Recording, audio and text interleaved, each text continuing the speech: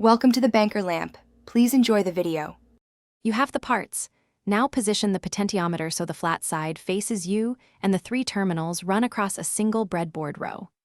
Insert the pot legs into separate holes so they don't short. Make sure the center leg is the wiper. Once seated, connect the left terminal to ground and the right terminal to your VCC rail using short jumper wires. Do this now to lock orientation and electrical reference before moving on to signal wiring and testing. With the pot oriented, route power, connect VCC to the right terminal and ground to the left terminal so you create a voltage divider across the element.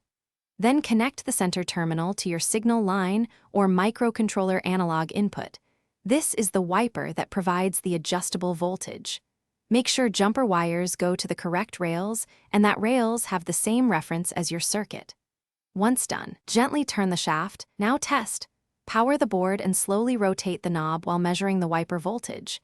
You should see a smooth change from near ground to near VCC. Make sure the pot is firmly seated or mount it to prevent intermittent contacts. If the reading jitters, first check that each terminal is in a separate breadboard column and that no legs are bent or shorting.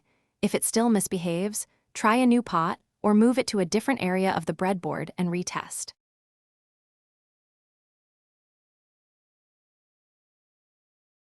Thanks for watching. If this was helpful, leave a like and consider subscribing. See you next time.